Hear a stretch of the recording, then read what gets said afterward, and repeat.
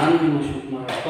ನನ್ನ ಚಾನಲನ್ನು ಸಬ್ಸ್ಕ್ರೈಬ್ ಆಗಿ ಅಂತ ಹೇಳ್ತಾ, ಹಿಂದಿನ ವಿಡಿಯೋದಲ್ಲಪ್ಪ ಸುಮಾರು 21 ಪ್ರಶ್ನೆಗಳನ್ನು ನೋಡ್ಕೊಂಡು ಉಳಿದ ಪ್ರಶ್ನೆಗಳನ್ನು ಈಗ ನೋಡೋಣ. ತೆರೆದ ಕಿಟಕಿ ಏನಪ್ಪ ಅಂದ್ರೆ ಮನೆಯ ಬೆಳಕಾದ್ರೆ, ತೆರೆದ ಪುಸ್ತಕ ಮನದ ಬೆಳಕಾಗ್ತದೆ ಅಂತ ಹೇಳ್ತಾ ಈ ಪ್ರಶ್ನೆಗಳನ್ನು ನೋಡೋಣ. ಫಸ್ಟ್ ಪ್ರಶ್ನೆ ಏನಪ್ಪ ನೋಡ್ರಿ, ಓ ಕೇಂದ್ರವುಳ್ಳ ವೃತ್ತದಲ್ಲಿ ಎಸಿಯು ವೃತ್ತದ ಸ್ಪರ್ಶಕ. ಎಸಿ ಏನಪ್ಪ ಅಂದ್ರ ಈ ವೃತ್ತದ ಸ್ಪರ್ಶಕ ಅಲ್ಲ. ಎ ಸ್ಪರ್ಶ ಬಿಂದು OC = 4 ಸೆಂಟಿಮೀಟರ್. ಓ ಸಿ ಎಷ್ಟದ 4 ಸೆಂಟಿಮೀಟರ್ ಮತ್ತು ಕೋನ ACO ಅಂದ್ರೆ ಈ ಕೋನ ಎಷ್ಟದ 30 ಡಿಗ್ರಿ ಆದಾಗ ವೃತ್ತದ ತ್ರಿಜ್ಯದ ಉದ್ದವು ಎಷ್ಟಾಗ್ತದ ಅಂತ ಕೇಳ್ತಾರೆ. ನೋಡ್ರಿ ಏನ್ ಕೊಟ್ಟಾನ, ಇದೇನಾಗ್ತದ ವಿಕಿರಣ ಆಗ್ತದೆ. ಇದೇನು ಸೈನ್ ಸಿ ಎಷ್ಟು ಬಂದ, ಸಾರಿ ಸಿ ವ್ಯಾಲ್ಯೂ ಎಷ್ಟದ 30 ಇದೆ. ನಮಗೇನು ಬೇಕಾಗಿದ ತ್ರಿಜ್ಯ ಬೇಕಾಗಿಲ್ಲ. ತ್ರಿಜ್ಯ ನೋಡ್ಲಿ ಇದು ಯಾವ್ದು, ಇಲ್ಲಿ ಸಿ ಆದಾಗ ಇದೇನಾಗ್ತದ ಸೈನ್ ಒಳಗ, ಸಾರಿ ಇದು ಏನಾಗ್ತದಪ್ಪ ಅಂದ್ರ ಅಭಿಮುಖ ಭಾವ ಆಗ್ತದ. ಇದು ಏನಾಗ್ತದ, ಸಾರಿ ಪಾರ್ಶ್ವ ಭಾವ ಆಗ್ತದ. ಇದು ಇದರ ಕೋನದ ಅಪೋಸಿಟ್ ಇರೋದ್ರಿಂದ ಇದು ಅಭಿಮುಖ ಭಾವ ಆಗ್ತದ. ಇದು ಏನಾಗ್ತದ ವಿಕಿರಣ ಆಗ್ತದ. ಅಂದ್ರ ಯಾವ ತಗೋಬೇಕಿಲ್ಲಿ ಸೈನ್ ಸಿ = ಏನಾಗ್ತದೆ ಅಭಿಮುಖ ಭಾವ. ಸೈನ್ ಅಂದ್ರೆ ಏನಾಗ್ತದೆ, ಸೈನ್ ಅಪ್ಪ ಅಂದ್ರ ಅಭಿಮುಖ ಡಿವೈಡೆಡ್ ಬೈ ವಿಕಿರಣ ಅಂತ ಹೇಳ್ಬೋದು. ಅಂದ್ರೆ ಅವಿ, ಕಾಸ್ ಅಪ್ಪ ಅಂದ್ರ ಪವಿ, ಟ್ಯಾನ್ ಅಪ್ಪ ಅಂದ್ರ ಅಪ್ಪ ನಾವು ತಗೋಬಹುದು. ನೋಡಿ ಸೈನ್ ಸಿ ಅಪ್ಪ ಅಂದ್ರ ಅಭಿಮುಖ, ಅಭಿಮುಖ ಯಾವ್ದಾಗ್ತದೆ OA ಡಿವೈಡೆಡ್ ಬೈ ಯಾವುದು OC. ಅಂದ್ರ ಸಿ ವ್ಯಾಲ್ಯೂ ಎಷ್ಟದ ನಮಗ 30 ಇದೆ. ಓ ಎಷ್ಟದ, OA ಗೊತ್ತಿಲ್ಲ, ಕಂಡುಹಿಡಿಬೇಕಾಯನ್ನು ಅಷ್ಟೇ ಹೇಳ ಡಿವೈಡೆಡ್ OC ಅಪ್ಪ ಅಂದ್ರೆ ಎಷ್ಟದ 4 ಸೆಂಟಿಮೀಟರ್. ಇವಾಗ 4 ಈ ಕಡೆ ಸೈನ್ ನೋಡ್ರಿ, ಸೈನ್ 30 ವ್ಯಾಲ್ಯೂ ಎಷ್ಟು 1/2. ಸೈನ್ 30 ವ್ಯಾಲ್ಯೂ ಎಷ್ಟು 1/2. ಅಂದ್ರೆ OA ಡಿವೈಡೆಡ್ ಬೈ 4 = 1/2 ಆಗ್ತದೆ. ಅಂದ್ರೆ ಈ ಡಿವೈಡೆಡ್ ಬೈ 4 ಇದು ಈಕ್ವಲ್ ಹೆಚ್ಚಾಗಿ ಬಂದಾಗ ಏನಾಗ್ತದ ಮ್ಯಾಪ್ ಹೋಗ್ತದ. OA = 4/2 ಆಗ್ತದೆ. 2 ಒಂದೇ 2 ಅಂದ್ರೆ OA ಎಷ್ಟೈತಿ ಬಂತು ನಮಗ 2 ಆಯ್ತು. 2 ಅಂದ್ರೆ ಆಪ್ಷನ್ ಯಾವ್ದಾಗ್ತದ, ಇಲ್ಲಿ ಯಾವ್ದಾಗ್ತದ ಅಂದ್ರೆ ಆಪ್ಷನ್ ಸಿ ಇಸ್ ಕರೆಕ್ಟ್. ಅಂದ್ರೆ 2 ಸೆಂಟಿಮೀಟರ್ ಇದ್ದಿದ್ದು ಕರೆಕ್ಟ್ ಆಗ್ತದ. ನೆಕ್ಸ್ಟ್ ಬರುವಂತ ನೋಡ್ರಿ, ಕೊಟ್ಟಿರುವ ನಕ್ಷೆಯಲ್ಲಿ AB ಯ ಉದ್ದವು ಎಷ್ಟಾಗ್ತದ, 1 ಮಾನ, 5 ಮಾನ, 3 ಮಾನ, 4 ಮಾನ. ಇಲ್ಲಿ ಯಾವ್ದಾಗ್ತದಪ್ಪ ಅಂದ್ರ ನೋಡ್ರಿ ಡಿಸ್ಟೆನ್ಸ್ ಎಷ್ಟದ A ಮತ್ತು B ನಡು 1 2 3 ಅಂದ್ರೆ ಆಪ್ಷನ್ ಯಾವುದು ಸಿ. ಆ ಥರನು ಮಾಡ್ಬೋದು. ಅಥವಾ ಇಲ್ಲಿ AB ಏನಪ್ಪ ಅಂದ್ರ ಎದ್ರ ಮ್ಯಾಗದ X ಆಕ್ಸಿಸ್ ಮ್ಯಾಗದ, X ಆಕ್ಸಿಸ್ ಮ್ಯಾಗ ಅದಪ್ಪ ಅಂದ್ರ ನಾವೇನ್ ಮಾಡ್ಬೋದು x2 - x1 ಮೇಲೆ ತಗೋಬಹುದು. x2 ಎಷ್ಟದ, ಇವು x ಒರಿಜಿನ್ ಮ್ಯಾಗ ಇರೋದ್ರಿಂದ x ವ್ಯಾಲ್ಯೂಗಳು ಮೈನಸ್ ಮಾಡಿದಾಗ ಅದು ಬರ್ತದೆ ಅಂತ ಹೇಳ್ಬೋದು. ಅಂದ್ರ 4 - 1 = 3 ಅಥವಾ 3 ಮಾನ. ಅಂದ್ರ ಆಪ್ಷನ್ ಸಿ ಇಸ್ ಕರೆಕ್ಟ್. ನೋಡ್ರಿ ನೆಕ್ಸ್ಟ್ ಪ್ರಶ್ನೆ, ಒಬ್ಬ ವಿದ್ಯಾರ್ಥಿಯು ಪ್ರಥಮ ಭಾಷೆಯಲ್ಲಿ 65 ಮತ್ತು ವಿಜ್ಞಾನದಲ್ಲಿ 50 ತಗೋತಾನ, ಸಮಾಜದಲ್ಲಿ ಎಷ್ಟು ತಗೋತಾನ 55, ಗಣಿತದಾಗ ಎಷ್ಟೋ ಮಾರ್ಕ್ಸ್ ಕೆಲವೊಂದಿಷ್ಟು ಮಾರ್ಕ್ಸ್ ತಗೋತಾನ. ಆದ್ರೆ ಆ 4 ವಿಷಯಗಳ ಸರಾಸರಿ ಎಷ್ಟಪ್ಪ ಅಂದ್ರೆ 60 ಅಂತ ಹೇಳ್ತಾನೆ. ಹಾಗಾದ್ರೆ ಅವ ಗಣಿತದಲ್ಲಿ ಪಡೆದಿರುವಂತ ಅಂಕ ಎಷ್ಟು ಅಂತ ಕೇಳ್ತಾನೆ. ಹಂಗಾದ್ರೆ ಏನ್ ಮಾಡ್ಬೇಕು ನಾವು, ಸರಾಸರಿ ಕೊಟ್ಟಾನವ ಕಂಡುಹಿಡಿಯ ಸಂಬಂಧ ಒಂದು ಹಿಟ್ ಕೊಟ್ಟಾನ. ಏನಪ್ಪ ಅಂದ್ರೆ ಸರಾಸರಿ ಟೋಟಲ್ ಕೊಟ್ಟಾನ. ನಮಗೆ ಎಷ್ಟದ ಪ್ರಥಮ ಭಾಷೆ ಕನ್ನಡ ಪ್ಲಸ್ ಸರಾಸರಿ ಅಂದ್ರೆ ಇಷ್ಟು ವಿಷಯಗಳಲ್ಲಿ ಕೊಡದಿರುವಂತ ಅಂಕಗಳನ್ನ ಕೂಡಿಸ್ಬೇಕು ಮತ್ತು ಅವು ಎಷ್ಟು ವಿಷಯ ಅದಾವಲ್ಲ ಅವುಗಳ ಸಂಖ್ಯೆ ಎಷ್ಟದಲ್ಲ ಡಿವೈಡೆಡ್ ಬೈ ಮಾಡಬೇಕು. ಆನಂತರ ವಿಜ್ಞಾನ, ಆನಂತರ ಸಮಾಜ, ಆನಂತರ ಗಣಿತ ಡಿವೈಡೆಡ್ ಬೈ 4. ಸರಾಸರಿ ಎಷ್ಟು ಕೊಟ್ಟ ನಮ್ಗ 60 ಕೊಟ್ಟ. ಕನ್ನಡದಾಗ ಎಷ್ಟದ ಅವ್ರಿಗೆ ಪಡೆದುಕೊಂಡಂತ ಅಂಕ 65 ತಗೋಣ. ವಿಜ್ಞಾನದಾಗ ಎಷ್ಟು ತಗೋಣ 50 ತಗೋಣ. ಮತ್ತು ಸಮಾಜದಾಗ 55 ತಗೋಣ. ನಮಗೆ ಬೇಕಾಗಿದೆ ಗಣಿತ ಡಿವೈಡೆಡ್ ಬೈ 4.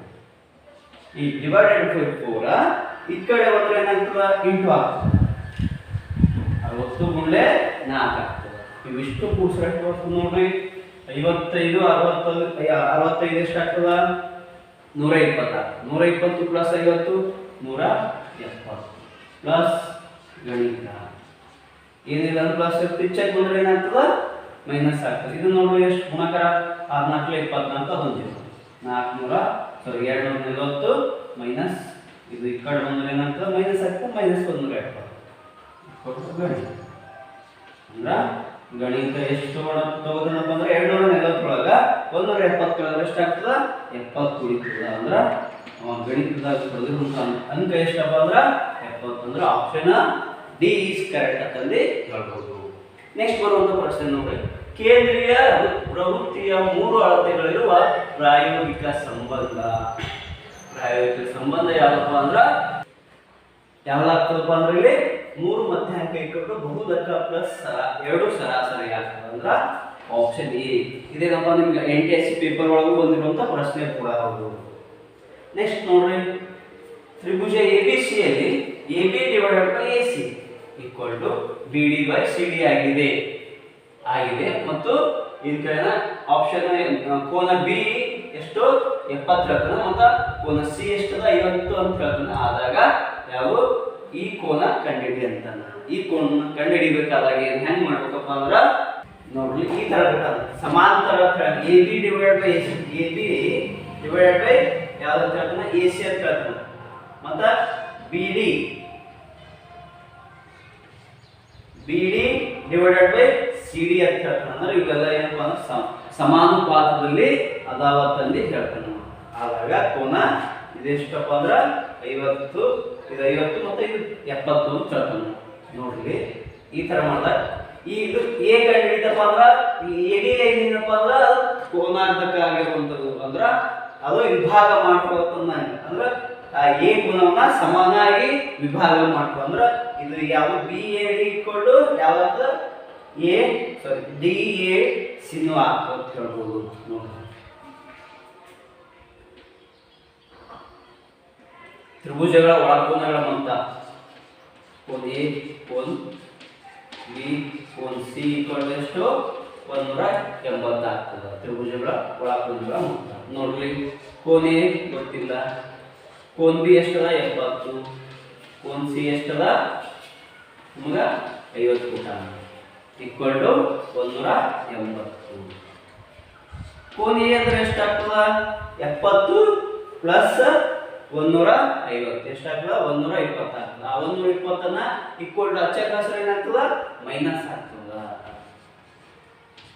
ಎಷ್ಟು ಬಂತು 180 ಒಳಗೆ 120 ಕಳೆದ್ರೆ 60 ಬರ್ತದ ಅಂದ್ರೆ ಕೋನ A ಈಕ್ವಲ್ ಟು ಎಷ್ಟು ಬಂತು ನಮಗೆ 60 ಇದು ಟೋಟಲ್ ಬಂತು ಈ ಟೋಟಲ್ ಬಂದಾಗ ಏನಾಗ್ತದ ಇದು AD ಲೈನ್ ಏನಪ್ಪ ಅಂದ್ರೆ ಕೋನಾರ್ಧಕ ಆಗಿರೋದ್ರಿಂದ ಅಲ್ಲಿ ಏನಾಗ್ತದ ಕೋನ BAD ಈಕ್ವಲ್ ಟು ಕೋನ ಯಾವ್ದಾಗ್ತದ DAC ಸಮ ಆಗ್ತದ ಹೇಳ್ಬೋದು ಅಂದ್ರೆ ಇವುಗಳ ಮೊತ್ತ ಏನಾಗಿರ್ತದ ನಮ್ಮ ಕೋನ A ಬಂದದ ಕೋನ ಅಂದ್ರೆ ಅವೆರಡು ಮೊತ್ತ 60 ಅಂದ್ರೆ ಒಂದು ಕಂಡು ಹಿಡಿಬೇಕಾದಾಗ 60 ಡಿವೈಡೆಡ್ ಬೈ 2 ಆಗ್ತದ ಅಂದ್ರೆ ಕೋನ BAD ಈಕ್ವಲ್ ಟು 60 ಬೈ 2 ಅಂದ್ರೆ 2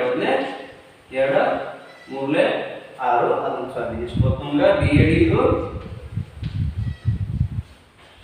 60 ಕೋನ BAD ಈಕ್ವಲ್ ಟು ಸಾರಿ 30 ಅಂದ್ರೆ ಆಪ್ಷನ್ ಎ ಇಸ್ ಕರೆಕ್ಟ್ ಅಂತಂದು ಹೇಳ್ಬೋದು. ನೆಕ್ಸ್ಟ್ ಪ್ರಶ್ನೆ ನೋಡ್ರಿ ಈ ಕೆಳಗೆ ಕೊಟ್ಟಿರುವ ಆವರ್ತಿ ವಿತರಣಾ ಪಟ್ಟಿಯಲ್ಲಿ ಮಧ್ಯಾಂಕ ಇರುವ ವರ್ಗಾಂತರವು ಯಾವಾಗ ಆ ವರ್ಗಾಂತರ ಮಧ್ಯಾಂಕ ಕಂಡುಹಿಡಿಬೇಕಾದಾಗ ಸೂತ್ರ ಏನಪ್ಪ ಅಂದ್ರೆ ಮಧ್ಯಾಂಕ equal to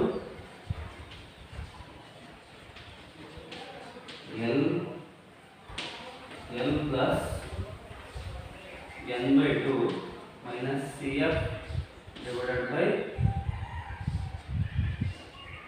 F into H ಅಂದ್ರೆ ನಮ್ಗೆ L ಬೇಕು C ಸಿ ಎಫ್ ಬೇಕು. ಎಫ್ ಬೇಕಪ್ಪ ಅಂದ್ರೆ ನಾವು ಸಂಚಿತ ಆವೃತ್ತಿ ಕಂಡುಹಿಡಿಯಬೇಕು. ಎನ್ ಕಂಡುಹಿಡಿಯಬೇಕು. ಏನಪ್ಪ ಅಂದ್ರೆ ಎನ್ ಕಂಡುಹಿಡಿದಾಗ ಮಾತ್ರ ಏನಾಗ್ತದೆ, ಎನ್ ಕಂಡುಹಿಡಿದಾಗ ಮಾತ್ರ ಏನಪ್ಪ ಅಂದ್ರೆ ಇವೆಲ್ಲ ಸಿ ಎಫ್ ವ್ಯಾಲ್ಯೂ ಸಾಧ್ಯ ಆಗ್ತದೆ. ಅದಕ್ಕಾಗಿ ಏನು ಕಂಡುಹಿಡಬೇಕು ಅಂದ್ರೆ ಸಂಚಿತ ಆವೃತ್ತಿಗಳು ಎಷ್ಟು ಅದಾವ ಅಂತ ಕಂಡುಹಿಡಬೇಕು. ನೋಡ್ರಿ 5 5 ಪ್ಲಸ್ 8 ಎಷ್ಟಾಗ್ತದೆ 13. 13 ಪ್ಲಸ್ 12 ಎಷ್ಟಾಗ್ತದೆ 25. 25 ಪ್ಲಸ್ 15 40. 40 ಪ್ಲಸ್ 20 ಎಷ್ಟಾಗ್ತದೆ 60 ಆಗ್ತದೆ. 60 ಅಂದ್ರೆ ಎನ್ ಈಕ್ವಲ್ ಎಷ್ಟು ಐತಿಲ್ಲಿ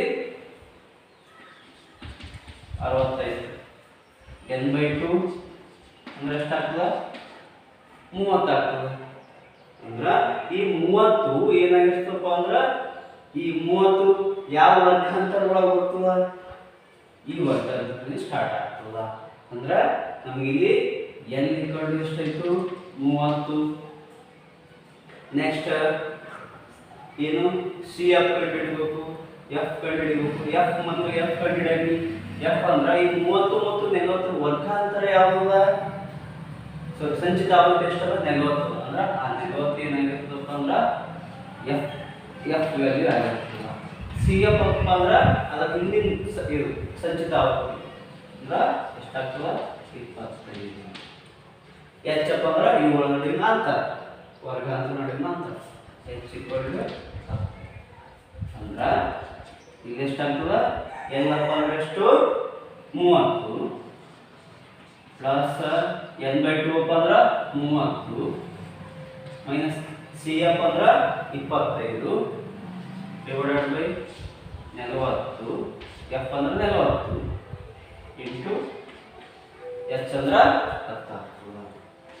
ಅಂದ್ರೆ ಇಲ್ಲಿ ಎಷ್ಟಾಗ್ತದೆ 30 ಪ್ಲಸ್ 30 ಒಳಗೆ 25 ಆದ್ರೆ 5 ಡಿವೈಡೆಡ್ ಬೈ 40 ಆಗ್ತದೆ. ಇಂಟು ಎಷ್ಟು ಉಳಿತು 10 ಉಳಿತು. ಅಂದ್ರೆ 10 ಒಂದೇ 10 4 ಅಂದ್ರೆ 30 ಪ್ಲಸ್ ಎಷ್ಟು ಉಳಿತು 5 ಡಿವೈಡೆಡ್ ಬೈ 4. ಈಗ ಲಸ ತೆಗಿಬೇಕು. 4 ಲಸ 10 ಏನಿಲ್ಲ 1 ಇರ್ತದೆ. 4 ಲಸ 10 ಅಂದ್ರೆ ಒಂದು ಎಷ್ಟೇ 4 ಆಗ್ತದೆ 1 4 ಇಲ್ಲಿ 4 ಅಂದ್ರೆ 34 120 ಪ್ಲಸ್ 5 ಒಂದೇ 5 ಎಷ್ಟಾಯ್ತು 125 ಡಿವೈಡೆಡ್ ಬೈ 4. ಅಂದ್ರೆ ಆನ್ಸರ್ ಎಷ್ಟಾಗ್ತದೆ ನಮ್ಗೆ 4 12 5 ಅವ 4 4 ಎಷ್ಟು ಹೋಯ್ತು 1 ಉಳಿತು. 1 ಪಾಯಿಂಟ್ ಕೊಟ್ಟು 10 ಆಯ್ತು. ಮತ್ತು 4 8 ಮತ್ತೆ ಎಷ್ಟು ಹೋಯ್ತು 2 ಹೋಯ್ತು. ಅಂದ್ರೆ 5 ಎಷ್ಟು ಹೊತ್ತು ಮಧ್ಯಾಹ್ನ ಎಷ್ಟು ಹೊತ್ತು ನಮ್ಗೆ 31.25. ಈ 31.25 ಎದ್ರೊಳಗೆ ಬರ್ತದ 30 ಮತ್ತು 40 ವರ್ಗಾಂತರ ಬರ್ತದೆ. ಅಂದ್ರೆ ಆಪ್ಷನ್ ಸಿ ಇಸ್ ಕರೆಕ್ಟ್ ಅಂತ ಹೇಳ್ಬೋದು. ನೆಕ್ಸ್ಟ್ ಬರೋ ಪ್ರಶ್ನೆ ಅಂದ್ರೆ ಕೊಟ್ಟಿರುವ ಚಿತ್ರದಲ್ಲಿ ABC ಸಮರೂಪಿ DF. ಇದು ಸಮರೂಪಿ ಯಾವುದು ಅಂದ್ರೆ ಇದು ಅರ್ಥ. ನೆಕ್ಸ್ಟ್ ಆ ಕೋನ ABC ಮತ್ತು DF AB ಮತ್ತು ಇದು ಕೋನ ಏನಪ್ಪಾ ಅಂದ್ರೆ ಸೇಮ್ ಅವ, ಅದು 60 ಅಂತ ಹೇಳ್ತಾನೆ. ಹಾಗಾದ್ರೆ AC ಯ ಉದ್ದ ಎಷ್ಟು ಅಂತ ನಾವು ಸಮರೂಪಿ ಅಂತ ಕೊಟ್ಟಾನೆ. ಸಮರೂಪಿಯಪ್ಪ ಅಂದ್ರೆ ಏನಪ್ಪ ಅನುರೂಪ ಬಾಹುಗಳ ಅನುಪಾತ ಏನಾಗ್ತದ ಸಮಾನುಪಾತದಲ್ಲಿ ಇರ್ತಾವ ಅಂತ ಹೇಳ್ಬೋದು. ಅಂದ್ರೆ ಏನಾಗ್ತದ ABC ಸಮರೂಪಿ DF ಆದಾಗ ಇಲ್ಲಿ ಏನಂತಾವ ಅನುರೂಪ ಬಾಹುಗಳು ಏನಾಗಿರ್ತವೆ ಸಮಾನುಪಾತದಲ್ಲಿ ಇರ್ತಾವ ಅಂತ ಹೇಳ್ಬೋದು. ಇದು ಅನುರೂಪಿ ಹೆಂಗೈತಪ್ಪ ಅಂದ್ರೆ ಇವು ಎರಡು ಇದ್ರ 1/2 ಬರ್ತದೆ.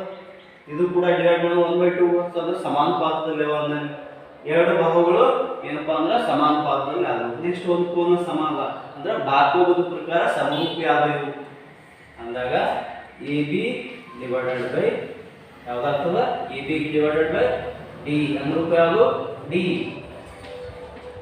ಅಂತ AC ಡಿವೈಡೆಡ್ ಬೈ DF ಆಗ್ತದ DF. ನಮಗೇನು ಬೇಕಾಗ್ಯದ AC ಅಷ್ಟೇ ಬೇಕಾಗ್ಯದ. ಅಂದ್ರೆ AC ಈಕ್ವಲ್ ಟು AB ತಗೋಬೋದು ಅಥವಾ BC ತಗೋಬೋದು.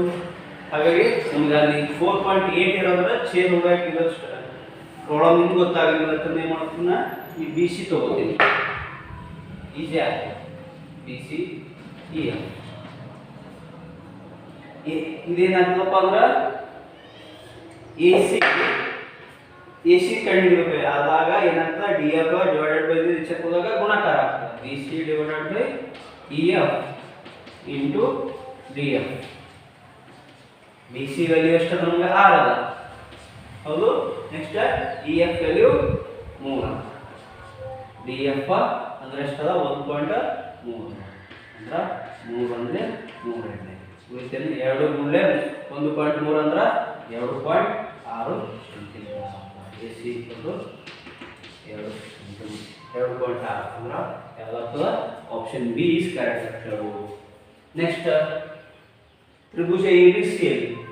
ಡಿ ಗೆ ಏನಪ್ಪ ಸಮಾಂತರ ಯಾವುದು? B C L. ಡಿ ಗೆ ಸಮಾಂತರ ಬಿ ಸಿ ಅಂದ್ರೆ ಎ ಬಿ ಅನುಪಾತ ಯಾವುದು? ಎ ಡಿ ಎಷ್ಟು ಕೊಟ್ಟನ? 5:3 ಕೊಟ್ಟನ. ಆದರೆ ತ್ರಿಭುಜ ಎ ಬಿ ಸಿ ವಿಸ್ತೀರ್ಣ ಅನುಪಾತ ತ್ರಿಭುಜ ಎ ಡಿ ಯ ವಿಸ್ತೀರ್ಣ ಹೆಚ್ಚಾಗ್ತದೆ. ನೀವು ಇದ್ರ ಮ್ಯಾಗ ಪ್ರಮೇಯ ಮಾಡಿದ್ರಿ ಏನಪ್ಪ ಅಂದ್ರೆ ಎರಡು ತ್ರಿಭುಜಗಳ ವಿಸ್ತೀರ್ಣಗಳ ಅನುಪಾತ ಏನಾಗಿರ್ತದ ಅಲ್ಲಿ ಎರಡು ಅನುರೂಪಿ ಬಾಹುಗಳ ಅನುಪಾತದ ಸ್ಕ್ವೇರ್ ಆಗಿರ್ತದೆ ಅಂತ ಹೇಳ್ಬೋದು.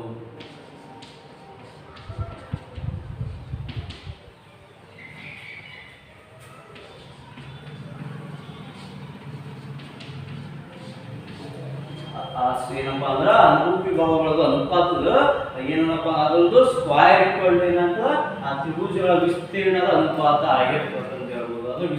ಅದ್ರ ಮೇಲಿನ ಪ್ರಮೇಯ ನೀವು ಮಾಡಿರಿ ಅಂದ್ರ ಇದೆಷ್ಟಾಗ್ತದೆ? 5 ಡಿವೈಡೆಡ್ ಬೈ 3 ಹೋಲ್ ಸ್ಕ್ವೇರ್ ಅಂದ್ರ 25 ಡಿವೈಡೆಡ್ ಬೈ 9 ಆಗ್ತದೆ.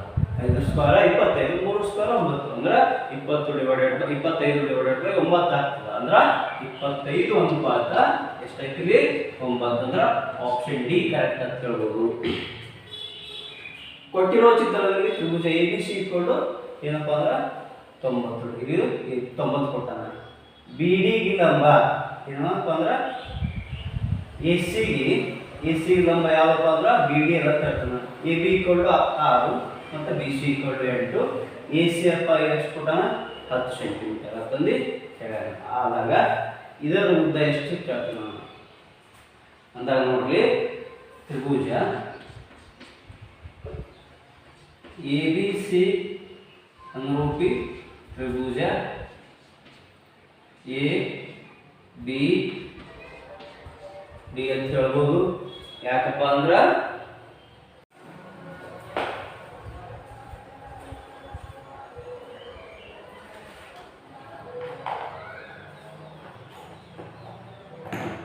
ನೋಡ್ಲಿ ಕೊಟ್ಟಿರೋ ಚಿತ್ರದಲ್ಲಿ ಎ ಬಿ ಸಿ 90 ಇದೆ.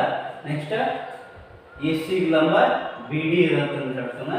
ಅದೇ ರೀತಿ A B equal to 6, B C equal to 8, A C A equal to 10 centimetre ಆದ್ರೆ ಆ ಎ ಡಿ ಯ ಉದ್ದ ಎಷ್ಟು ಆಗ್ತದೆ ಅಂತ ಕೇಳ್ತಾನೆ. ಇಲ್ಲಿ ನೋಡ್ರಿ, ಒಂದು ಲಂಬಕೋನ ತ್ರಿಭುಜದೊಳಗ ಮತ್ತೊಂದು ಲಂಬಕೋನ ತ್ರಿಭುಜದೊಳಗ ಎರಡು ಸೈಡ್ಸ್ ಏನಾಗ್ತಾವ? ಸೇಮ್ ಆಗ್ತಾವ ಅಂತ ಹೇಳಿದಾಗ ಅಲ್ಲಿ ಏನಾಗ್ತದೆ? ತ್ರಿಭುಜ ಎ ಬಿ ಸಿ ಸಮರೂಪಿ ತ್ರಿಭುಜ ಎ ಬಿ ಡಿ ಆಗ್ತದ. ಅಂದ್ರೆ ಇಲ್ಲಿ ಏನಾಗ್ತದ? ಏನು ತಗೋಬೇಕು? A B divided by A D equal to A C divided by B C, A C divided by A B. ನಮ್ಗೆ ಏನು ಬೇಕಾಗದ? ಎ ಡಿ ಬೇಕಾಗಿದೆ. ಎ ಡಿ ಬೇಕಾಗಿಲ್ಲ. ಎ ಡಿ ಬೇಕಾಗಿರೋದ್ರಿಂದ ಎ ಡಿ ಆ ಕಡೆ ಕಳಿಸ್ತೀನಿ. ಅವಾಗ ಏನಾಗ್ತದ? ಈ ಕಡೆ ಎ ಸಿ ಈ ಕಡೆ ಆಗ್ತದ, ಎ ಬಿ ಏನಾಗ್ತದ? ಇಂಟು ಆಗ್ತದ. ಅಂದ್ರೆ A B into A B divided by ಯಾವ್ದಾಗ್ತದ? A C. ಅಂದ್ರೆ A B square divided by A C ಆಗ್ತದೆ. ಅಂದ್ರೆ ಎ ಬಿ ವ್ಯಾಲ್ಯೂ ಎಷ್ಟು ನಮ್ಗೆ? 6 square divided by 10. A C ಅಂದ್ರೆ 10 ಅಂದ್ರೆ 36 ಭಾಗಲೆ 10. ಅಂದ್ರೆ ಎ ಡಿ ಈಕ್ವಲ್ ಟು ಎಷ್ಟು ಆಗ್ತದೆ ನಮಗೆ? 36 10 ಭಾಗಲೆ ಮಾಡಿದಾಗ 3.6 ಸೆಂಟಿಮೀಟರ್ ಆಗ್ತದೆ. ಅಂದ್ರೆ ಆಪ್ಷನ್ ಬಿ ಕರೆಕ್ಟ್ ಆಗ್ತದೆ ಹೇಳ್ಬೋದು. ನೆಕ್ಸ್ಟ್ ಈ ಕೆಳಗೆ ಕೆಲವು ತ್ರಿಭುಜಗಳ ಬಾಹುಗಳ ಅಳತೆಗಳನ್ನು ನೀಡಲಾಗಿದೆ. ಅವುಗಳಲ್ಲಿ ಲಂಬಕೋನ ತ್ರಿಭುಜವಲ್ಲದ ಇರುವ ತ್ರಿಭುಜಗಳ ಬಾಹುಗಳು ಯಾವುವು ಅಂತಂದು ಕೇಳ್ತಾನೆ. ಲಂಬಕೋನ ತ್ರಿಭುಜ ಆಗಬೇಕಾದ್ರೆ ಅಲ್ಲಿ ಏನಾಗಬೇಕು, ವಿಕೀರ್ಣ ಸ್ಕ್ವೇರ್ ಈಕ್ವಲ್ ಟು ಉಳಿದೆರಡು ಬಾಹುಗಳದು ಸ್ಕ್ವೇರ್ಗಳದು ಮೊತ್ತ ಆಗಬೇಕು, ವರ್ಗದ ಮೊತ್ತ ಆಗಬೇಕು ಅಂದಾಗ ಅಲ್ಲಿ ಏನಂತ ಲಂಬಕೋನ ತ್ರಿಭುಜ. ಇಲ್ಲಿ ಯಾವ್ದು ಚೆಕ್ ಮಾಡೋಣ. ದೊಡ್ಡದು ಯಾವ್ದು ಇಲ್ಲಿ 13 ಅಂದ್ರೆ ಅದು ವಿಕೀರ್ಣ ಆಗೈತೆ. ದೊಡ್ಡದು ಯಾವುದು ಕೊಟ್ಟಿರ್ತಾನೆ ಅದು ವಿಕೀರ್ಣ ಆಗೈತೆ ಅಂತ ಹೇಳ್ಬೋದು. ಅಂದ್ರೆ 13 ಸ್ಕ್ವೇರ್ ಇಕ್ವಲ್ ಟು ಇವೆರಡದು ಮೊತ್ತ ಅಂದಂಗ 13 ಸ್ಕ್ವೇರ್ ಎಷ್ಟಾಗ್ತದೆ 169. ಇದು ಎಷ್ಟಾಗ್ತದ 12 ಅಂದ್ರೆ 144, 25 ಪ್ಲಸ್ 144 160 ಅಂದ್ರೆ ಈಕ್ವಲ್ ಆದಾಗ ಇದು ಲಂಬಕೋನ ತ್ರಿಭುಜ ಅಂತ ಹೇಳ್ಬೋದು. ನೆಕ್ಸ್ಟ್ ಇದು 17 ಸ್ಕ್ವೇರ್ 289 ಆಗ್ತದೆ. Next 15 square 225. ಇದು 8 ಸ್ಕ್ವೇರ್ 64. ಇವೆರಡು ಕೂಡಿಸಿದಾಗ ಎಷ್ಟಾಗ್ತದ 289 ಆಗ್ತದೆ. ಅಂದ್ರೆ ಇದು ಕೂಡ ಲಂಬಕೋನ ತ್ರಿಭುಜ ಆಯ್ತು.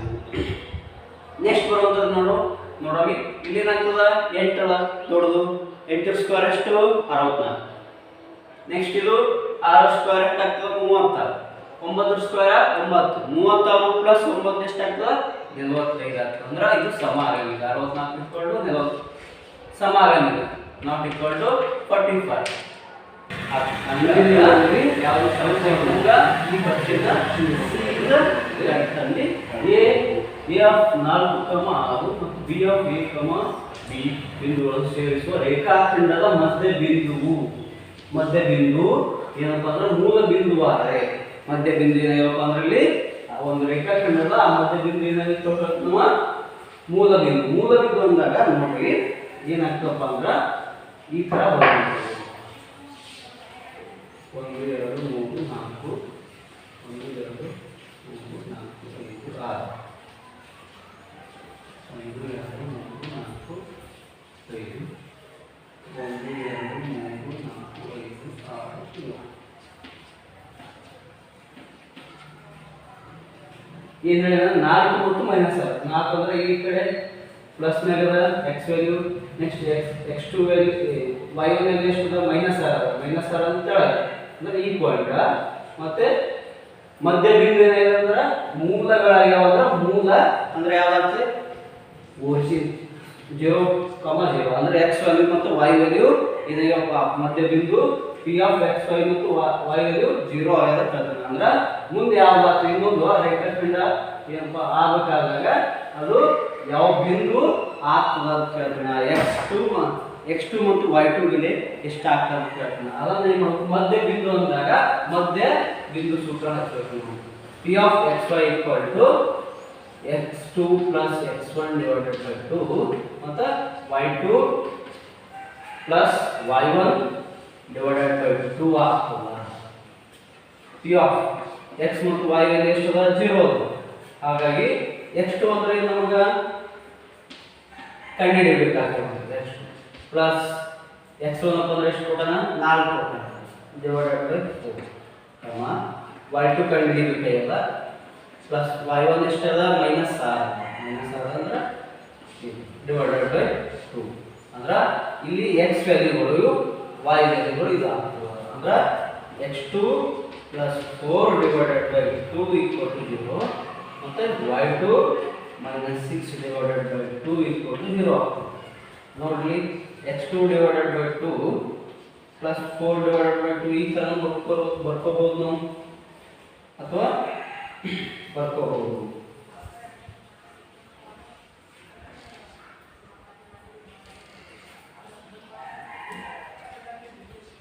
x2 ಡಿವೈಡೆಡ್ ಬೈ x2 ಈ ಕಡೆ ಕಳಿಸಿದ್ರೆ ಏನಾಗ್ತದ -0 ಇಂಟು 2 ಆಗ್ತದೆ. 0 ಇಂಟು 2 ಅಂದ್ರೆ 0 ಆಯಿತು.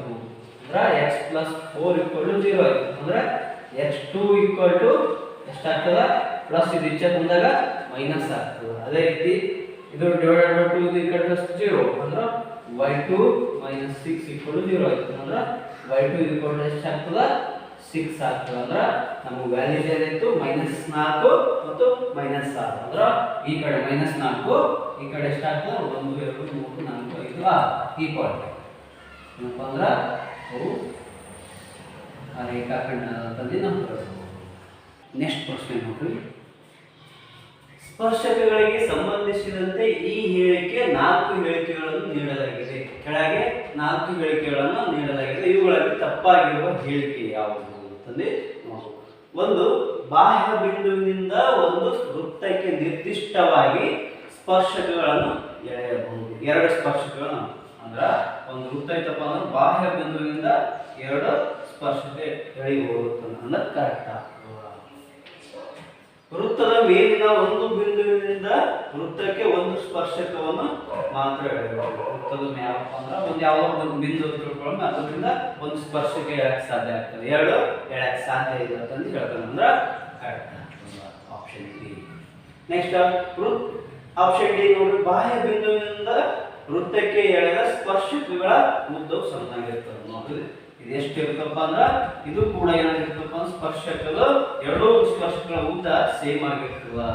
ನೀವು ಏನಪ್ಪ ಅಂದ್ರೆ ಪ್ರಮೇಯಗಳಲ್ಲಿ ನೀವು ನೋಡಿರಿ ನಿಬಂಧನೆ ಅವುಗಳದ್ದು. ನೆಕ್ಸ್ಟ್ ಸಿ ನೋಡಿ. ವೃತ್ತದ ಒಳಗಿನ ಬಿಂದುವಿನ ಮೂಲಕ 2 ಸ್ಪರ್ಶಕಗಳನ್ನು ಮಾತ್ರ ಎಳೆಯಬಹುದು. ವೃತ್ತದ ಒಳಗಿನ ಬಿಂದು ಮುಖಾಂತರ ನಾವು ಸ್ಪರ್ಶಕ ಎಳೆಯಕ್ಕೆ ಸಾಧ್ಯ ಇಲ್ಲ. ಹಾಗಾಗಿ ಆಪ್ಷನ್ ಸಿ ಇಸ್ ರಾಂಗ್ ಆಗ್ತದೆ. ಅಂದ್ರೆ ತಪ್ಪಾಗಿರೋ ಹೇಳಿಕೆ ಯಾವ್ದಾಗ್ತದೆ ಇಲ್ಲಿ? ಆಪ್ಷನ್ ಸಿ ಆಗ್ತದ. ಓ ಕೇಂದ್ರವಿರುವ ವೃತ್ತಕ್ಕೆ PA ಮತ್ತು PB ಎಂಬ 2 ಸ್ಪರ್ಶಕಗಳನ್ನು ಚಿತ್ರದಲ್ಲಿ ತೋರಿಸಿರುವಂತೆ ಎಳೆಯಲಾಗಿದೆ. PA 5 ಸೆಂಟಿಮೀಟರ್ ಮತ್ತು ಕೋನ ಎಷ್ಟು ಕೊಟ್ಟಾನ? APB ಎಷ್ಟು ಕೊಟ್ಟಾನ? 60 ಕೊಟ್ಟಾನ. 60 ಕೊಟ್ಟಾಗ ಈ ಕೇಳನವ AB ಜಾಗ ಉದ್ದ ಕೇಳ. ಇದು ಹೆಂಗ ನೋಡ್ರಿ. ನಮಗ ಕೋನ ಕೊಟ್ಟಾನ 60 ಅಂದ್ರೆ ತ್ರಿಭುಜಗಳ ಒಳ ಕೋನಗಳ ಮೊತ್ತ ಎಷ್ಟು? ನಮಗ 180. ಅಂದ್ರೆ ಕೋನ P,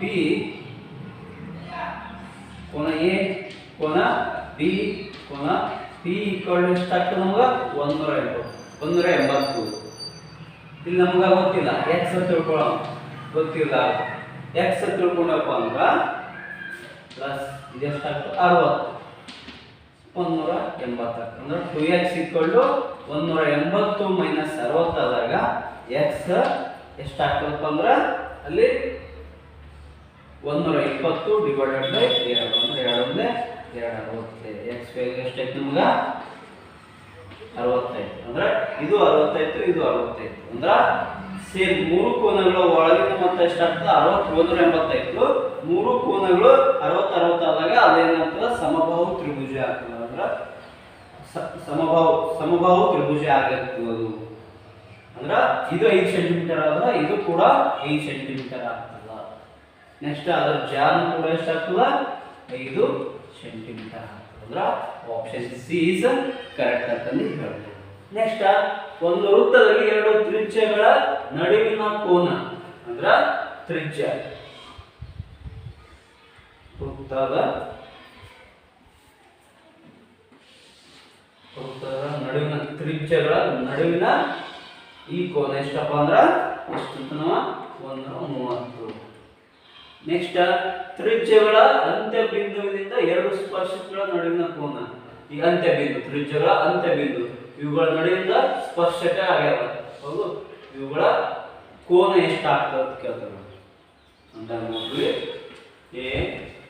ABCO ಯಾವ್ದು ತಗೊಳ್ಳಿ ನಡೀತದ ಆದಾಗ ಯಾವುದು ಬಿ ಕೋನ ಎಷ್ಟಾಗ್ತದೆ ಅಂತ ಕೇಳ್ತಾರೆ. ಅಂದಾಗ ನೋಡ್ರಿ ಇದೊಂದೇನದ ಚತುರ್ಭುಜ, 4 ಬಾಹುಗಳನ್ನು ಹೊಂದಿರುವಂತಹ ಆಕೃತಿ. ಹಾಗಾಗಿ ಅವುಗಳ ಒಳಕೋನಗಳ ಮೊತ್ತ ಎಷ್ಟಾಗಿರ್ತದೆ? ನಮ್ಗೆ 360 ಆಗಿರ್ತದೆ. ಅಂದ್ರೆ ಕೋನ ಎ ಪ್ಲಸ್ ಕೋನ ಬಿ ಕೋನ ಸಿ ಈಕ್ವಲ್ ಎಷ್ಟು? 360 ಆಗ್ತದೆ. ಅಂದ್ರೆ ನಮ್ಗೆ ಗೊತ್ತದ ಯಾವುದು? ಎ ಅಂದ್ರೆ ಎಷ್ಟು ಗೊತ್ತದ?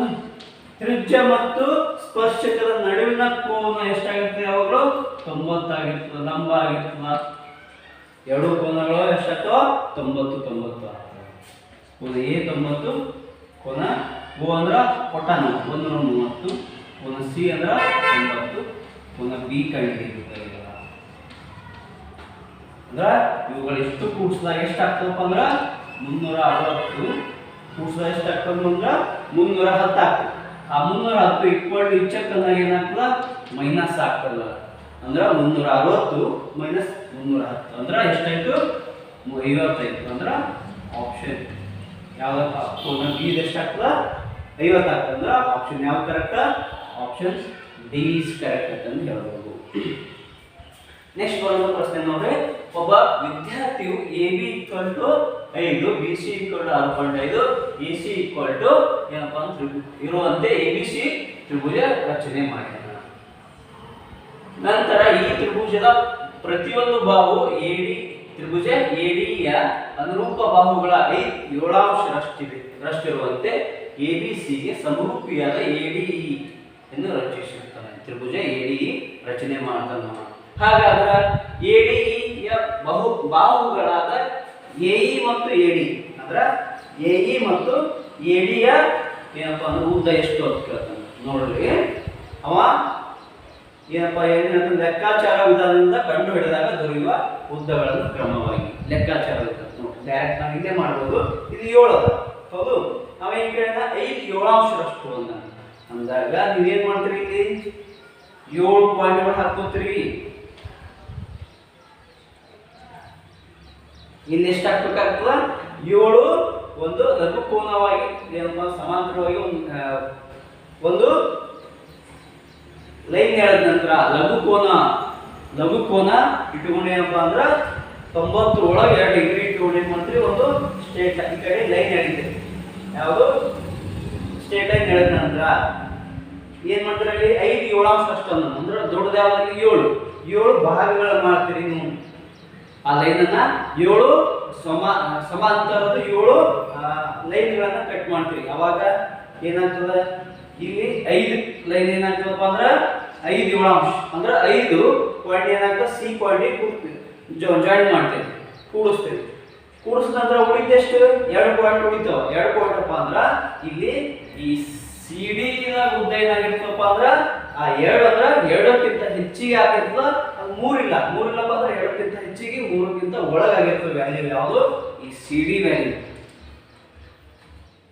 2ಕ್ಕಿಂತ ಹೆಚ್ಚಿಗೆ. ಅದೇ ರೀತಿ ಇದು ಬಿ ಇ ವ್ಯಾಲ್ಯೂ ಏನಾಗಿರ್ತದೆ ಇದಕ್ಕಿಂತ ಕಮ್ಮಿ ಆಗಿರ್ತದೆ. ಅಂದ್ರೆ ಕಮ್ಮಿ ಆದಾಗ ಅಂದ್ರೆ 2ಕ್ಕಿಂತ ಕಮ್ಮಿ ಆಗಲ್ಲ, 2 ಮತ್ತು 3 ನಡುವೆ ಅದು ಕೂಡ ವ್ಯಾಲ್ಯೂ ಆಗಿರ್ತದ. ಅಂದ್ರೆ ಇಲ್ಲಿ ಯಾವ್ದು ಆಗ್ತದಪ್ಪ ನೋಡ್ರಿ 7 ಪ್ಲಸ್ 2ಕ್ಕಿಂತ ಹೆಚ್ಚಿಗೆ ಇದೆ ಯಾವ್ದು ಎಡಿ ವ್ಯಾಲ್ಯೂ 8 ಅದಾನು 8 ಅಂದ್ರೆ ಕಮ್ಮಿ ಆಗ್ತದೆ 2 ಆಗಿಲ್ಲ. ಅಂದ್ರೆ 9 ಮತ್ತು 10 ನಡುವೆ ಇರುವಂತಹ ಯಾವ ಆಗ್ತಾವ ಎಡಿ ವ್ಯಾಲ್ಯೂ ಇವೆರಡು. ಎಷ್ಟು ಇವೆರಡು ಎಡಿ ವ್ಯಾಲ್ಯೂ ಅಂದ್ರೆ 9ಕ್ಕಿಂತ ಮತ್ತು 10 ಒಳಗಿದ್ದೀವಿ ಯಾವ ಆಗ್ತಾವೆ ಇವೆರಡು ಆಗ್ತಾವೆ. ಮತ್ತೆ ಇನ್ನೊಂದು ಏನು ಹೇಳಿ ನಮ್ಗೆ ಬಿ ಸರಿ ಎ ಹೇಳಪ್ಪ ಅಂದ್ರೆ ನಮಗೇನು ಅದೇನಾಗಿರ್ತಪ್ಪ ಅಂದ್ರೆ 2ಕ್ಕಿಂತ ಹೆಚ್ಚಾಗಬೇಕು 3ಕ್ಕಿಂತ ಕಮ್ಮಿ ಆಗ್ಬೇಕು. ಅಂದ್ರೆ ಇಲ್ಲಿ ಎಷ್ಟು ಕೊಟ್ಟ 5 ಅದ 5 ಪ್ಲಸ್ 2ಕ್ಕಿಂತ ಹೆಚ್ಚಿಗಪ್ಪ ಅಂದ್ರೆ 7ಕ್ಕಿಂತ ಹೆಚ್ಚಿಗೆ ಆಗ್ತದೆ. ಅಂದ್ರೆ 7 ಅಥವಾ 7ಕ್ಕಿಂತ ಹೆಚ್ಚಿಗೆ ಅಂದ್ರೆ ಆಪ್ಷನ್ ಎ ಈಸ್ ಕರೆಕ್ಟ್ ಆಗ್ತದೆ ಇಲ್ಲಿ ಕೇಳಬಹುದು. ನೆಕ್ಸ್ಟ್ ಪ್ರಶ್ನೆ ನೋಡ್ರಿ, ಓ ಕೇಂದ್ರಗಳ ವೃತ್ತಕ್ಕೆ ಬಾಹ್ಯ ಬಿಂದು ಎನಿಂದ ಎ ಬಿ ಸ್ಪರ್ಶಕವನ್ನು ಎಳೆಯಲಾಗಿದೆ. ಎಒ ಎಷ್ಟಪ್ಪ 25, ಎ ಬಿ 24 ಆದಾಗ ವೃತ್ತದ ತ್ರಿಜ್ಯವನ್ನು ಕಂಡುಹಿಡಿಯಿರಿ. ತ್ರಿಜ್ಯದ ಉದ್ದ ಕೇಳ್ತಾನೆ ಅಂದ್ರೆ ಇದಕ್ಕೆ ಅಂದ್ರೆ ನೋಡಿ ಸ್ಪರ್ಶಕ ಮತ್ತು ತ್ರಿಜ್ಯದ ನಡುವ ಎಷ್ಟು ಕೋನ ಉಂಟಾಗ್ತಪ್ಪ ಅಂದ್ರೆ 90 ಡಿಗ್ರಿ. ಅಂದ್ರೆ ಇದೊಂದು ಲಂಬ ಕೋನ ತ್ರಿಭುಜ ಇತ್ತು. ಅಂದ್ರೆ ಲಂಬ ಕೋನ ತ್ರಿಭುಜ ಅಂದ್ರೆ ಆರಾಮಾಗಿ ಕಂಡುಹಿಡಿಯಬಹುದು ಪೈಥಾಗೋರಸ್ ಪ್ರಮೇಯ ಪ್ರಕಾರ. ಅಂದ್ರೆ ಪೈಥಾಗೋರಸ್ ಪ್ರಮೇಯ ಪ್ರಕಾರ ಯಾವ್ದಾಗ್ತದ OA ಸ್ಕ್ವೇರ್ ಅಂದ್ರೆ ದೊಡ್ಡದು ಯಾವ್ದ ಅದು ಇದು ಇಲ್ಲಿ ಏನಾಗ್ತದ ಇದು ಲಂಬ ಕೋನ ತ್ರಿಭುಜ ಆದಾಗ ಅದ್ರ ಅಪೋಸಿಟ್ ಏನಾಗಿತ್ತು ವಿಕೀರ್ಣ ಆಗಿರ್ತದ. ಅಂದ್ರೆ OA square OB square plus AB square. OA ಉತ್ತರ ಎಷ್ಟು 25 ಸ್ಕ್ವೇರ್ ಆಯ್ತು. ನಂತರ OB ಕಂಡುಹಿಡಿಯಬೇಕಾಗ್ಯದ. AB ಅಂದ್ರೆ ಎಷ್ಟದ 24 ಅದ ಅಂದ್ರೆ 24 ಸ್ಕ್ವೇರ್ ಆಯ್ತು. ಇವಾಗ 25 ಸ್ಕ್ವೇರ್ ಎಷ್ಟಾಗ್ತದೆ 625 ಆಗ್ತದೆ OB ಕಂಡುಹಿಡಿದಿರುತ್ತೆ ಈಗ ಪ್ಲಸ್ ಇದೆಷ್ಟಾಗ್ತದೆ 526 24 ಸ್ಕ್ವೇರ್ ಅಂದ್ರೆ OB ಸ್ಕ್ವೇರ್ ಏನಾಗ್ತದೆ 625 ಮೈನಸ್ 576 ಅಂದ್ರೆ ಇದು ಏನಾಗ್ತದೆ ಈ ಕಡೆ ಹೋದಾಗ ಮೈನಸ್ ಆಗ್ತದೆ ಅಂದ್ರೆ 625 ಮೈನಸ್ 576 ಆಯ್ತು ಅಂದ್ರೆ ಉಳಿತು ಎಷ್ಟು ನಮಗೆ 600 ಎಷ್ಟು ಉಳಿತದ OB ಸ್ಕ್ವೇರ್ 49 ಉಳಿತದ 49 ಅಂದ್ರೆ OB ಏನಾಗ್ತದೆ ರೂಟ್ 49 ಸ್ಕ್ವೇರ್ ಇದೆ ಚೆಕ್ ಬಂದಾಗ ರೂಟ್ ಆಗ್ತದೆ ಅಂದ್ರೆ ರೂಟ್ 49 ಏನಪ್ಪ ಅಂದ್ರೆ ಅದ್ರ ವರ್ಗ 99 ವರ್ಗಮೂಲ ಯಾವಪ್ಪ ಅಂದ್ರೆ 7 ಆಗ್ತದೆ ಅಂದ್ರೆ OB ಎಷ್ಟಾಯ್ತು ನಿಮ್ಗೆ 7 ಆಯ್ತು ಆಪ್ಷನ್ ಬಿ ಇಸ್ ಕರೆಕ್ಟ್ ನೋಡ್ರಿ ನೆಕ್ಸ್ಟ್ ಪ್ರಶ್ನೆ ಯಾವಪ್ಪ ಅಂದ್ರೆ ಒಂದು ಸಿಲಿಂಡರ್ನ ಪಾದದ ತ್ರಿಜ್ಯ ಏನಪ್ಪ ಅಂದ್ರೆ 6 ಕೊಟ್ಟನ ಎತ್ತರ h ಸೆಂಟಿಮೀಟರ್ ಕೊಟ್ಟನ ಆದ್ರೆ ಸಿಲಿಂಡರ್ನ ವಕ್ರ ಮೇಲ್ಮೈ ವಿಸ್ತೀರ್ಣ ಯಾವಾಗ್ತದ ಸೂತ್ರ 2πr h ಆಗ್ತದ ಶಂಕು ಒಂದರ ಇಳಿಜಾರು l ಅದ ಮತ್ತು ಎತ್ತರ h ಅದ ಮತ್ತು ಪಾದದ ತ್ರಿಜ್ಯ r ಅದ ಆದರೆ ಇವುಗಳ ನಡುವಿನ ಸಂಬಂಧ ಅಂದ್ರೆ ಸೂತ್ರ ಯಾವಾಗ L² = S² + R² ನೀವು ಮಾಡಿದ್ರೆ ಪಸು ಏನು ಲೆಕ್ಕದಾಗ L = S² + R² ಅಂತಂದ್ರೆ ಅಂದ್ರೆ ಆಪ್ಷನ್ ಬಿ ಇಸ್ ಕರೆಕ್ಟ್ ಅಂತ ಸೂತ್ರಗಳನ್ನು ನೆನಪಿಟ್ಟುಕೊಳ್ಳಬೇಕು ಒಂದು ಗೋಳದ ಮೇಲ್ಮೈ ವಿಸ್ತೀರ್ಣವು 616 ಸ್ಕ್ವೇರ್ ಮೀಟರ್ ಆದರೆ ಅದರ ಅರ್ಧ ಗೋಳದ ಮೇಲ್ಮೈ ವಿಸ್ತೀರ್ಣ ಎಷ್ಟಾಗ್ತದ ನೋಡಿ ಗೋಳದ ಮೇಲ್ಮೈ ವಿಸ್ತೀರ್ಣ ಎಷ್ಟದ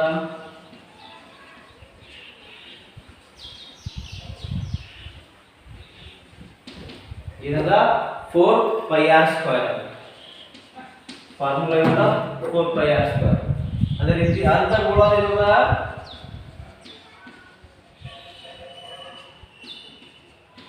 ಮೇಲ್ಮೈ ವಿಸ್ತೀರ್ಣ ಸೂತ್ರ πr²,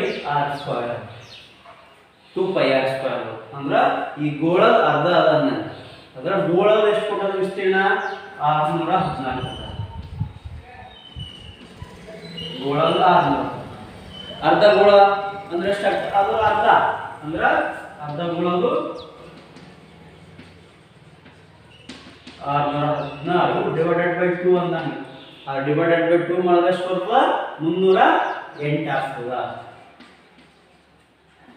option B is correct ಅಂತ ಹೇಳ್ಬೋದು ಜೇಡಿ ಮಣ್ಣಿನಿಂದ ಒಂದು ಶಂಕುವನ್ನು ರಚಿಸಿ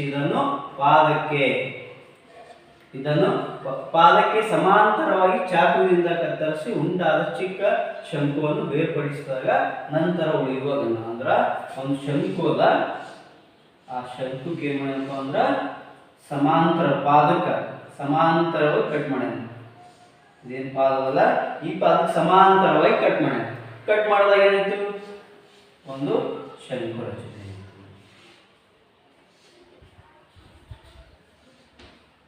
ಅಂದ್ರೆ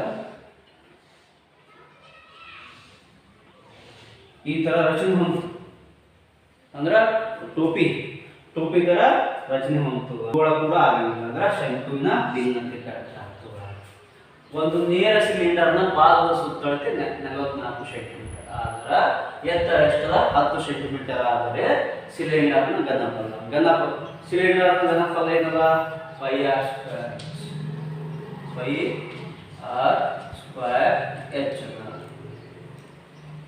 ಹೌದು ಆದ್ರೆ ಇಲ್ಲಿ ಆರ್ ನಮ್ಗೆ ಆರ್ ಕೊಟ್ಟಾನ ಕೊಟ್ಟಿಲ್ಲ ಅದ್ರ ಸಂಬಂಧ ಏನು ಕೊಟ್ಟಾನ ನಮ್ಗೆ ಇನ್ನೊಂದು ಕಂಡುಹಿಡಿಯೋ ಸಂಬಂಧ ಸುತ್ತಳತೆ ಕೊಟ್ಟಾನ ಸುತ್ತಳತೆ ಸೂತ್ರ ಹಚ್ಚಿ ನಾವು ಕಂಡುಹಿಡಿಬಹುದು ನೋಡಿ ಸಿಲಿಂಡರ್ನ ಸುತ್ತಳತೆ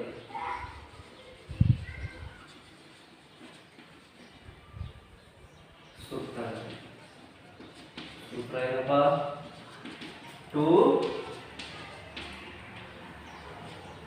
2πr ಸಿಲಿಂಡರ್ ಸುತ್ತಳತೆ ಎಷ್ಟದ 44 ಸೆಂಟಿಮೀಟರ್ ಹೌದು ಅಂದ್ರೆ ಇಲ್ಲಿ ಏನಾಗ್ತದೆ 2πr ಈ ಎರಡು ಈ ಕಡೆ ಬಂದಾಗ ಏನಾಗ್ತದೆ ಇಂಟು ಇದು ಡಿವೈಡೆಡ್ ಬೈ ಅಂದ್ರೆ 2 1 2 22 2 44 ಅಂದ್ರೆ 2 = πr ಅಂದ್ರೆ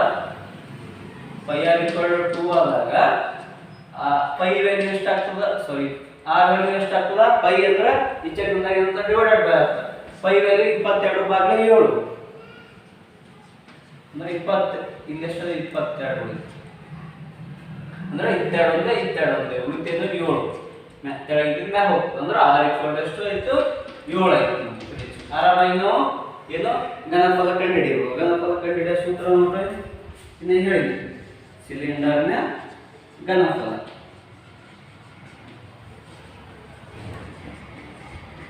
ಸಿಲಿಂಡರ್ನ ಘನಫಲ ಈಕ್ವಲ್ ಟು ಏನು pi r square h pi value ಇಲ್ಲಿ ಕೊಟ್ಟಾರ ಅಂದ್ರೆ ವ್ಯಾಲ್ಯೂ ಹಾಕಿಲ್ಲ ಅಂದ್ರೆ ನಮ್ಗೆ ಆರ್ ಅಂದ್ರೆ ಎಷ್ಟದ 7 ಬಂದು 7 ಸ್ಕ್ವೇರ್ ಎಚ್ಚಪ್ಪ ಅಂದ್ರೆ 10 ಎತ್ತರ 10 ಕೊಟ್ಟಾರ 5 ಇಂಟು 7 ಸ್ಕ್ವೇರ್ 49 ಇಂಟು 10 49 ಇಂಟು 10 ಎಷ್ಟಾಗ್ತದ 490 ಇಂಟು 5 ಸೆಂಟಿಮೀಟರ್ ಘನಫಲ ಏನಾಗ್ತದೆ ಅವಳು ಕ್ಯೂಬ್ನಾಗ ಇರ್ತದೆ ಅಂದ್ರೆ ಯಾವ ಕರೆಕ್ಟ್ ಇಲ್ಲಿ 490 ಪೈ ಸೆಂಟಿಮೀಟರ್ ಸ್ಕ್ವೇರ್ ಅಂದ್ರೆ ಆಪ್ಷನ್ ಎ ಇಸ್ ಕರೆಕ್ಟ್ ಆಗ್ತದೆ ಅಂತ ಹೇಳಬಹುದು.